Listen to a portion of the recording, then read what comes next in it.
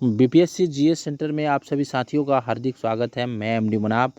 आज हम लोग हिस्ट्री ऑप्शनल मेंस की बात कर रहे हैं। एक मॉडल आंसर प्रस्तुत किया जाएगा बीपीएससी मेंस के रिगार्डिंग। जितने भी साथी बीपीएससी का एग्ज़ाम में भाग लेने वाले हैं उनके लिए वीडियो काफ़ी महत्वपूर्ण है, जिनका ऑप्शनल हिस्ट्री है।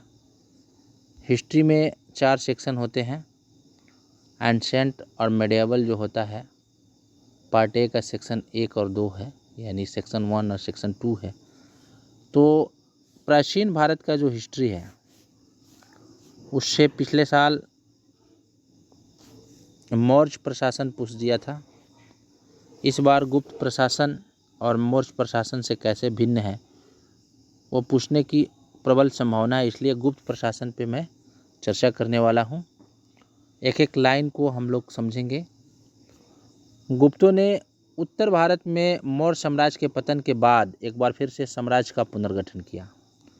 गुप्त शासकों ने अपने साम्राज्य में शासन की जो पद्धति अपनाई वह पूर्ववर्ती प्रशासनिक व्यवस्था से भिन्न और विशिष्ट थी। यानी मौर्य काल की जो शासन व्यवस्था है उससे अलग और ख़ास प्रशासनिक व्यवस्था लेकर गुप्तों ने आया। राज अपने उत्तरदायित्व को कम कर रहा था, जिससे प्रशासन में विकेंद्रीकरण की प्रवृत्ति का उदय हुआ। गुप्त काल में स्पष्ट रूप से प्रशासनिक विकेंद्रीकरण की भाव देखे गए। सामंतवाद का विकास इस युग की खास विशेषता है।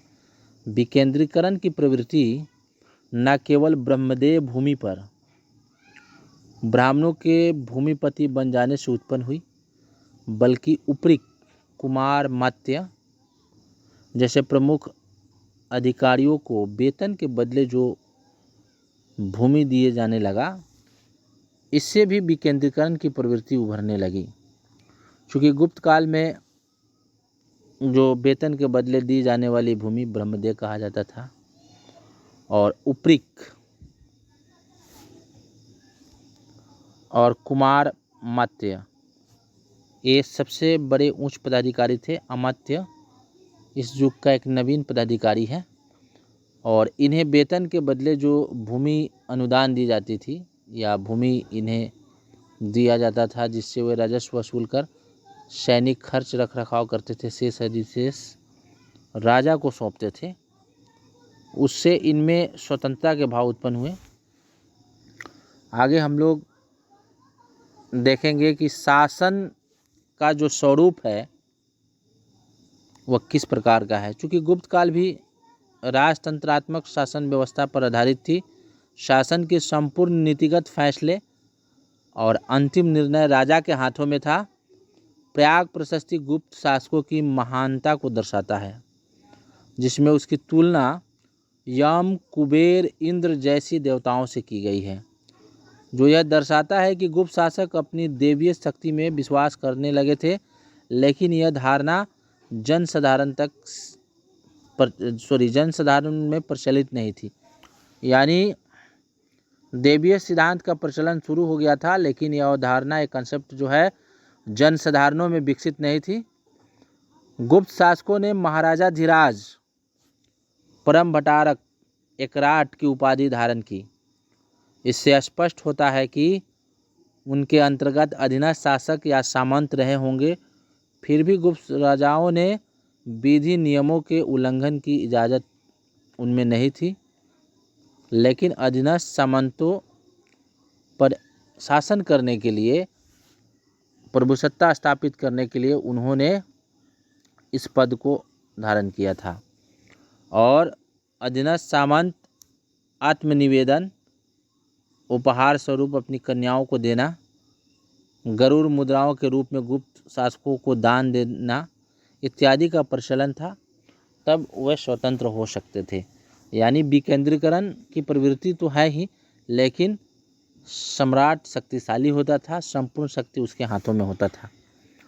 अब केंद्रीय प्रशासन में राजा की क्या भूमिका थी उसको देखेंगे, यह सबसे इम्पोर्टेंट है।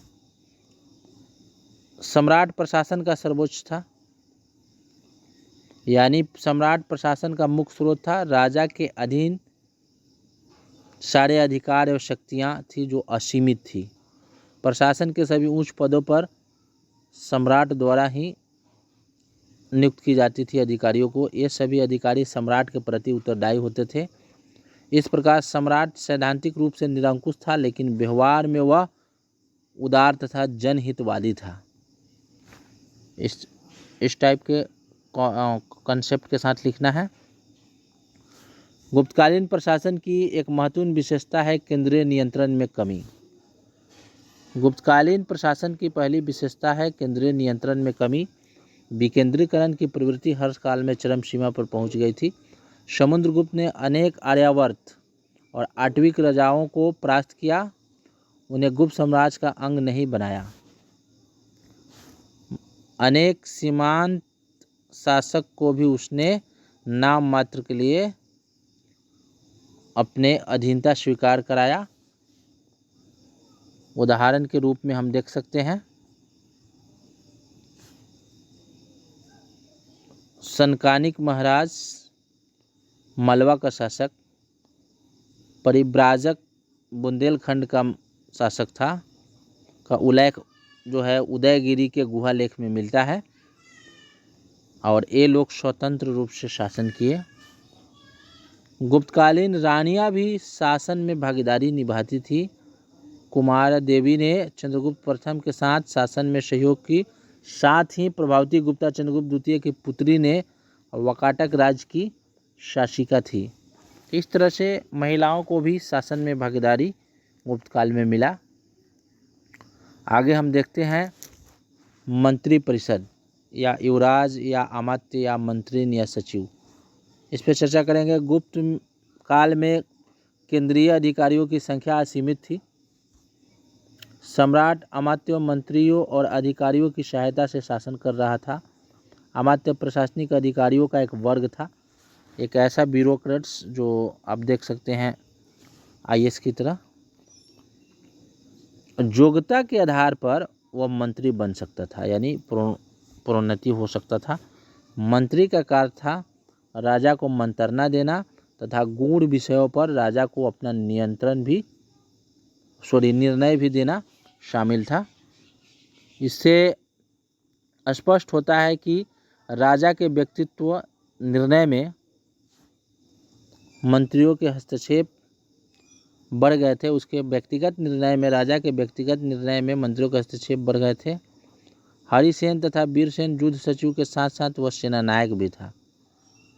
कामंदक तथा कालिदास के मंत्री परिषद की चर्चा की गई है। कामंदक तथा कालिदास ने मंत्री परिषद की चर्चा की है, जो राजा की सहायता के लिए हुआ करता था। प्रयाग प्रशस्ति में राजसभा का उल्लेख है। प्रयाग प्रशस्ति में राजसभा का उल्लेख है, जो गुप्त काल में अधिकारियों के नए वर्ग कुमार, मत्य और संधि विग्रह था। राजा के सहायतार्थ यानी राजा की सहायता के लिए कई अन्य अधिकारी थे, इसकी चर्चा हम कर लेते हैं।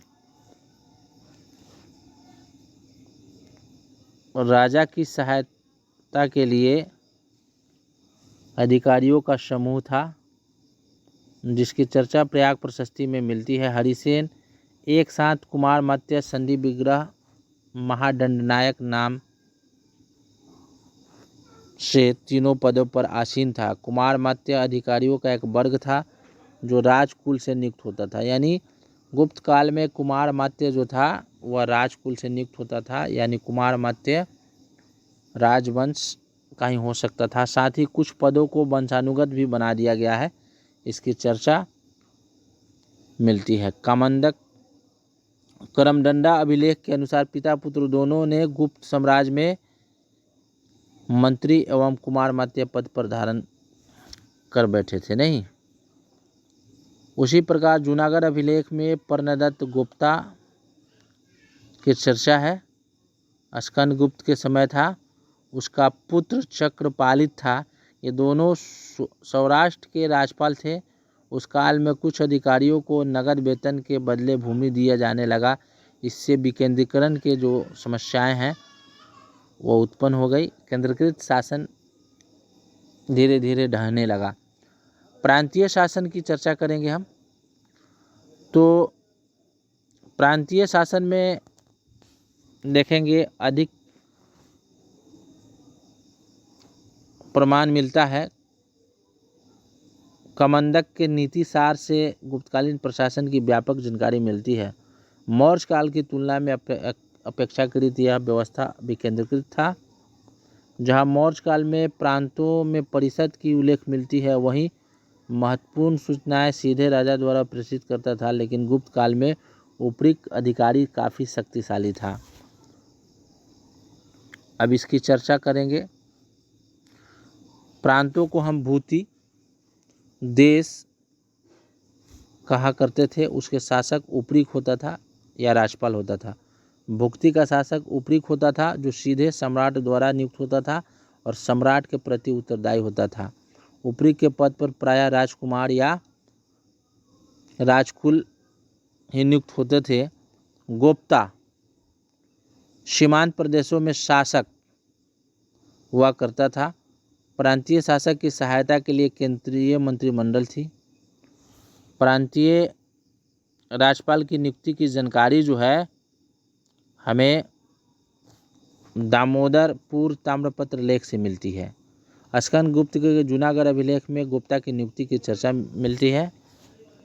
उसके बाद में हम लोग जिला प्रशासन, चूँकि प्रांत को भुक्ति कहा जाता है, भुक्ति के नीचे के जो प्रशासनिक इकाई थी वो जिला था।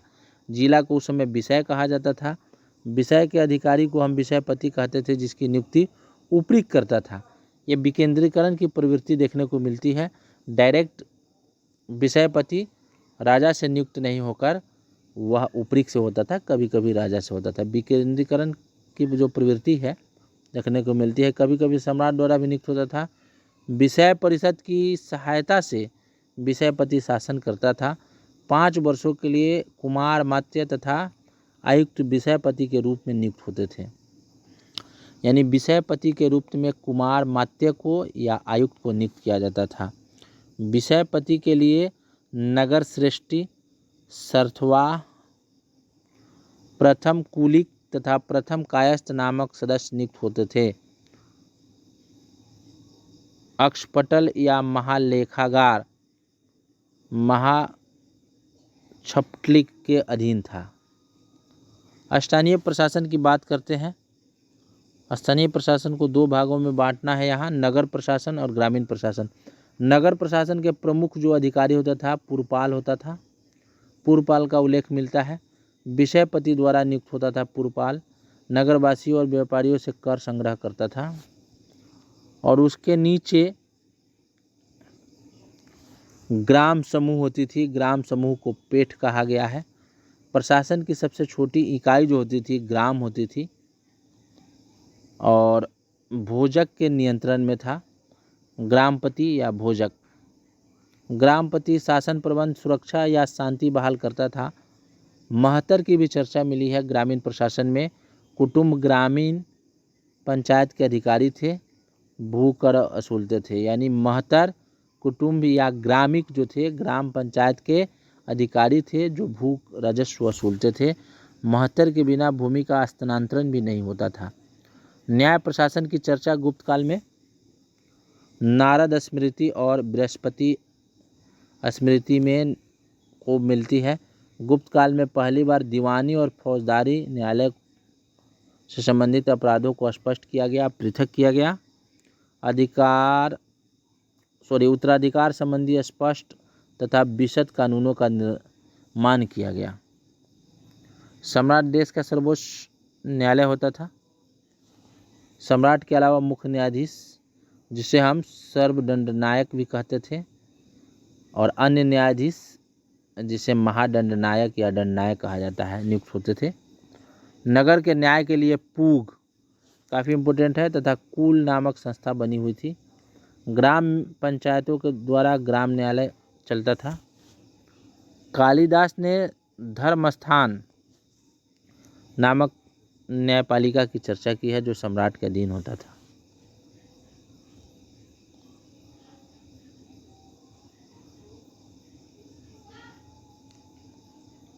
आगे हम लोग न्याय प्रशासन को देखेंगे। फहियान के अनुसार दंड विधान अत्यंत कोमल था। मृत्युदंड और शारीरिक यातनाएं नहीं दी जाती थी। जूनागढ़ अभिलेख में डंडों के द्वारा अत्यधिक पीड़ा नहीं दिया जाता था और इस काल में मानवीय सुधार के नए युग की सूत्रपात माना जाता है। भू राजस्व प्रशासन, भूमि का स्वामी सम्राट होता था। कर मुक्त अनुदानित भूमि को हम अग्रहार कहते थे। यह पूर्ण निर्धारण करने का स्वामित्व था। भूमि कर 13 से 25% या 1/6 भाग लिया जाता था। उत्पादन में राजा का जो हिस्सा होता था 1/6 उसे भाग कहते थे। उत्पादन में राजा का हिस्सा 1/6 होता था। फल फूल दूध जो राजा को भेंट किया जाता था उसे भोग कहते थे। नगद भूमि कर को हिरण्य कहा गया है। धार्मिक टैक्स को बलि कहा गया है। अस्थायी कृषि से प्राप्त जो टैक्स है उसे उद्रंग कहा गया है। आगे हम लोग सम्राट को भूमि कर सामंतों तथा अन्य अधिकारियों द्वारा प्राप्त होने लगा। इससे विकेंद्रीकरण की प्रवृत्ति शुरू हो गई। महत्तर के बिना भूमि का हस्तांतरण संभव नहीं था। भूमि कर संग्रहकर्ता को, जैसे आज के रेवेन्यू ऑफिसर या कलेक्टर कह सकते हैं जिला का, ध्रुवाधिकरण कहलाता था और भूमि कर संबंधी जो रिकॉर्ड रखा जाता था, भूमि कर संग्रहकर्ता को ध्रुवाधिकरण कहते थे। भू अभिलेख सुरक्षित रखने वाला को महाछपटलिक कहा जाता था। भूमि विवाद निपटाने वाला जो संस्था था वह न्यायाधिकरण था। तो भूमि प्रशासन अति लोकप्रिय और सुदृढ़ थी। आगे हम लोग इसको इस डायग्राम के माध्यम से भी हम समझ सकते थे, लेकिन इसकी चर्चा कर ही लेते हैं। केंद्रीय प्रशासन में सर्वोच्च राजा होता था। राजा की सहायता के लिए अमात्य, मंत्री या सचिव होते थे या राज्यसभा होता था। और प्रांतीय प्रशासन को हम भुक्ति या देश कहते थे। भुक्ति के शासक को ऊपरी और सीमांत प्रदेशों में जो शासक होता था राज्य का, उसका शासक गुप्ता होता था। स्थानीय प्रशासन में ग्राम समूह पेट है और ग्रामिक या महतर है। नगर प्रशासन में पूर्वपाल है, इसकी चर्चा मिलती है। उसके अलावे हम लोग देखते हैं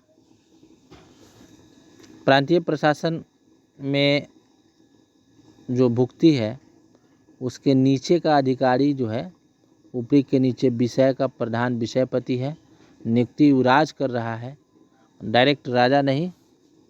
विषयपति के सदस्य की भी चर्चा कर लेते हैं।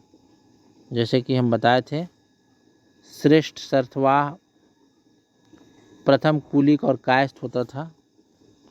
और यहाँ सेंट्रल गवर्नमेंट की बात कर रहे हैं। महत्वपूर्ण अधिकारी महाबलाधिकृत यानी सेनापति होता था। महासंधि विग्राहिक युद्ध शांति और वैदेशिक नीति का प्रधान होता था। ये नए अधिकारी हैं। महासंधि विग्राहिक और कुमारमात्य, सबसे सर्वोच्च अधिकारी कुमारमात्य होता था। इस बीच सर्वदंडनायक न्याय का सर्वोच्च अधिकारी होता था। संपूर्ण पावर्स न्याय के मामले में राजा के होते थे। उसके अलावे और सर्वदंडनायक राजा के नीचे का सबसे बड़ा न्यायाधीश था, न्याय से संबंधित महत्वपूर्ण पद था। और सर्वदंडनायक के नीचे दंडपाशिक, पुलिस अधिकारी, अमात्य नौकरशाही का ग्रुप था। कुमारमात्य गुप्त काल का सर्वोच्च अधिकारी होता था। अमात्य में से ही योग्यता प्राप्त व्यक्तियों को मंत्रीन बनाया जाता था, जिसके द्वारा राजा शासन करता था। मंत्री परिषद की चर्चा कामंडक के कालिदास में मिलती है। तो इस प्रकार दोस्तों यह कंटेंट काफ़ी महत्वपूर्ण है। प्लीज़ आप इसे देखने के बाद मेरे चैनल को सब्सक्राइब कीजिए। फिर मिलते हैं अगले वीडियो में।